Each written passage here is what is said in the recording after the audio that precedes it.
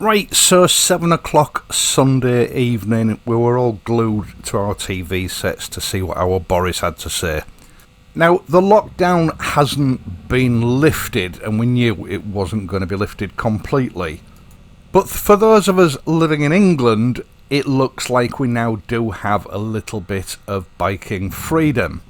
If, however, you live in Wales, Scotland or Northern Ireland, things have carried on just the way they are. The lockdown has not been changed in any way in respect of motorcycling.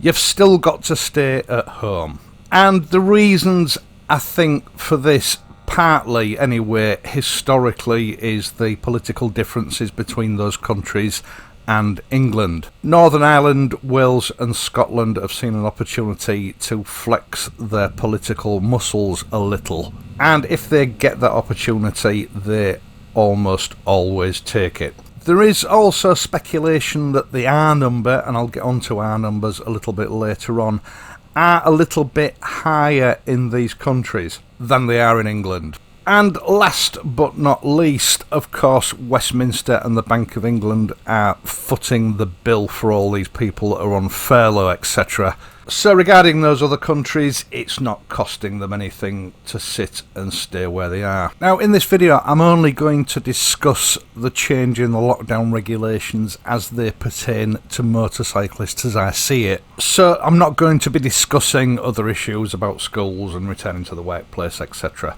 Now, these lockdowns were never intended as a permanent measure. In fact, the country is facing economic ruin if it carried on for much longer. So the government has had to move into damage limitation mode. They've had to make a move as soon as the numbers have told them that it's possible to do that. After all, there's no point saving lives if, when it comes to it, the country's bankrupt and there's no way of supporting those lives that you've saved. There's no other way of putting it. The government is walking a tightrope at the moment. They're going to come under a lot of flack no matter which way they go. And unfortunately, pandemics don't come with an instruction manual. Getting down to business, the one major statement that Boris had to make on Sunday night was this: that people are now able to take unlimited exercise, and this is to include just going out for leisure. The population has been cooped up at home for getting on for 2 months. This situation is affecting mental health and it's also affecting physical health, and the government's judged that it's now important that those issues are addressed. Now, what Boris also said is that you can now drive to other destinations, irrespective of how far away they are. Now, he used the word drive, and of course technically you don't drive a motorcycle, you ride a motorcycle. But as bikers, I'm sure you're all aware that the word drive is generically used to describe the use of motor vehicles. Or at least I hope it is in this case. Now, I spent yesterday, Monday, most of the day sort of waiting for press releases for clarification on this and what this statement basically amounts to. Now, I've not read or seen anything that excludes motorcycles from that term drive. So I am taking it for the moment that it is permissible to use our motorcycles for pleasure. So you can jump on your bike, you can go to a local beauty spot, or you can travel to a beauty spot further away.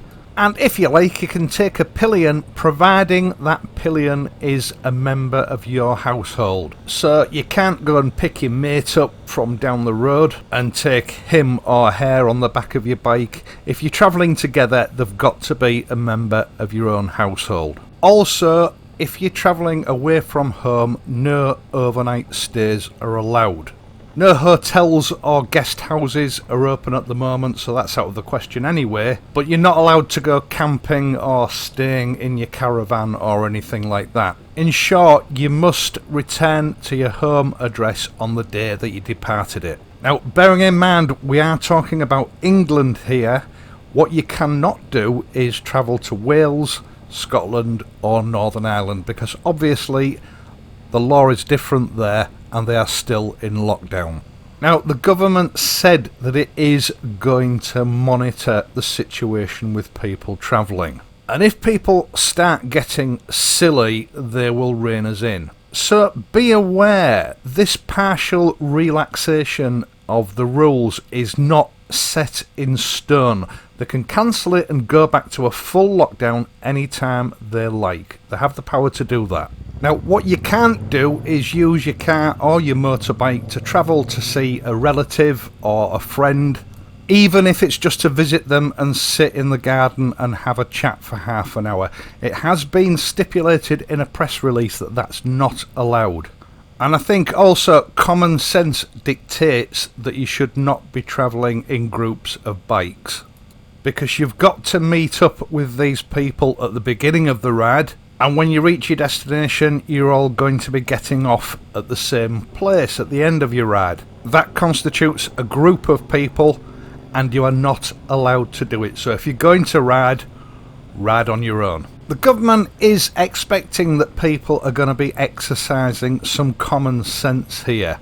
And knowing bikers as I know bikers are the ones that are going to fall foul.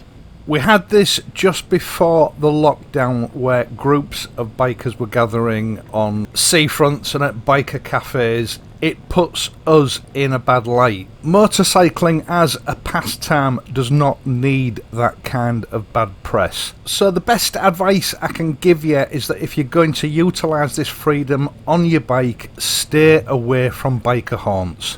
Biker cafes and tea stops should all be closed. Just try to avoid areas where you know traditionally bikers congregate. Now, it should really go without saying, but I'll say it anyway, social distancing must be maintained. So when you reach your destination or go to the petrol station or anything like that, you must maintain a 2-metre distance between yourself and anyone else that you don't live with. I think that is something that we're all well aware of now. It's been drummed into us, but I thought I would mention it anyway.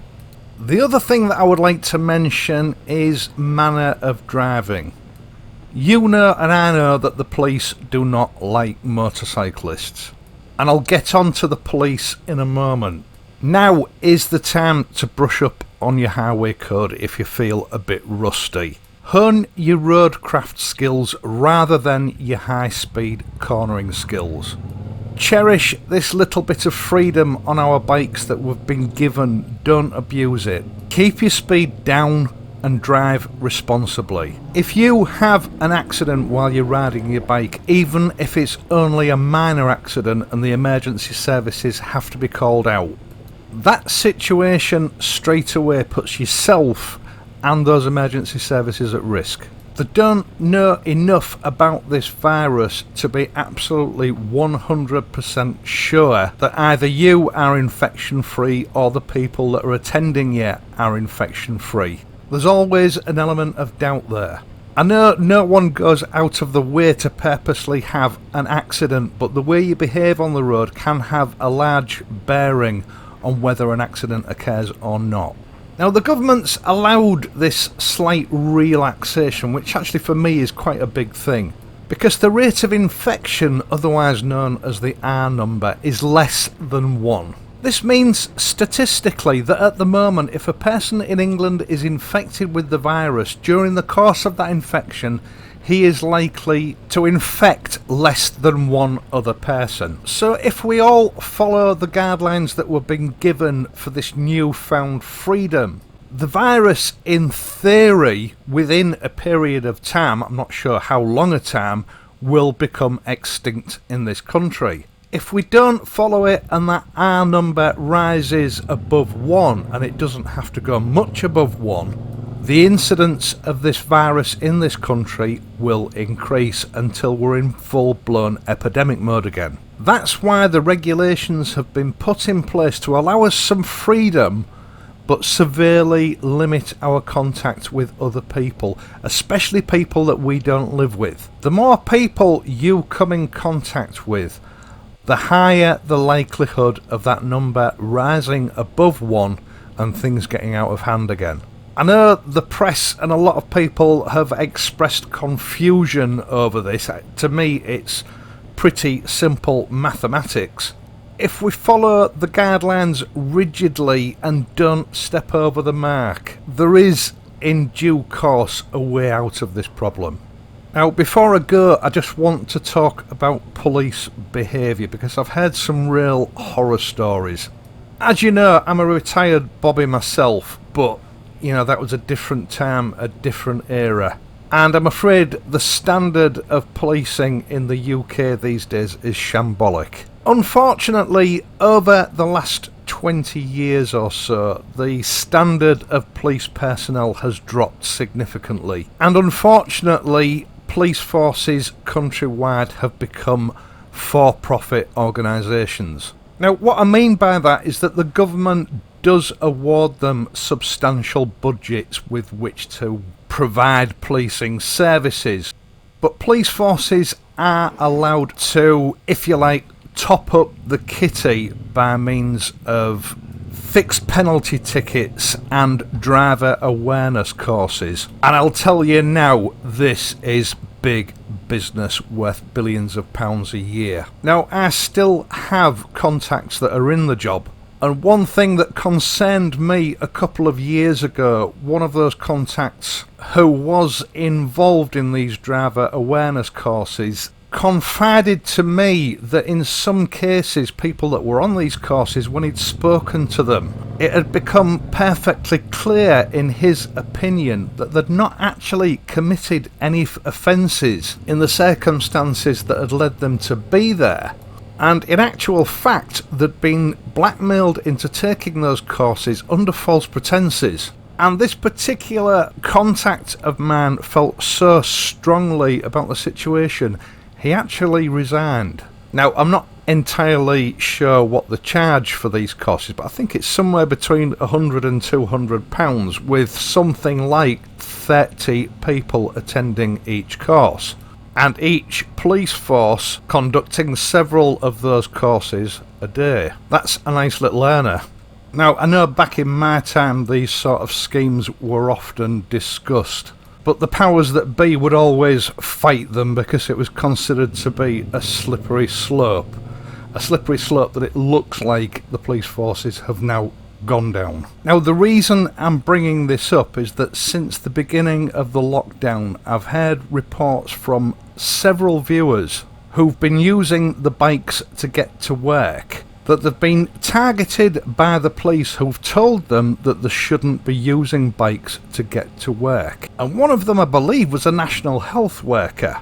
Now, my view on this is that in these cases, the police are overstepping their authority. If your bike is road legal and you are riding it legally, i.e. you're not speeding or committing offences, you have every legal right to be using that motorcycle. And a policeman under those circumstances does not have any legal power to stipulate that you should not be riding a motorcycle and that you should be using a car instead. A policeman doesn't get to make that decision. He's there to uphold existing laws, not invent new laws of his own. Now, I can't tell you what to do in these kind of situations because I think under the current situation this is likely to escalate. As silly as it seems, for the last 2 months there's been very little traffic on the roads, and then all of a sudden there's going to be a lot of traffic on the roads again. In the last 2 months, the police authorities will have lost a lot of revenue that they will have been banking on for the coming year, because there quite simply hasn't been the volume of traffic required to bring that revenue in. Now, mark my words, there will be memos going out telling different divisions that they need to make up the deficit. So there are going to be more temporary speed cameras and speed traps set up than ever before, and bikers are going to be pulled over for whatever excuse they can think of. This is why I've said brush up on the highway code and refresh yourself with the law. Now, under the circumstances, if you do get pulled and you don't think you've done anything wrong and a police officer tells you that he's going to write you a ticket, I can't tell you what to do, but I'll tell you what I would do. I would refuse the ticket and tell him that I'd rather have a day in court instead, in which case he would have to report me for summons. In all likelihood, that would be dropped by the CPS, it wouldn't get to court, because a court case would cost them far more than they're likely to reap from it in fines. Obviously, if you know you've been caught bang to rights, speeding or whatever, take the ticket. Right, that's it for this video. Once again, thank you so much for watching this and my other videos and taking that time to support my channel. I do hope you've enjoyed this video and found it useful. Hopefully it's maybe cleared up any doubts or confusion you may have had. Feel free to leave comments about your thoughts on the situation. And if you did find this video useful, please leave a like and subscribe to the channel. If you do subscribe to the channel, don't forget to hit the notification bell so that you can be informed whenever I upload a new video. I will of course be back on Friday, so until then, ride safely and I'll see you soon.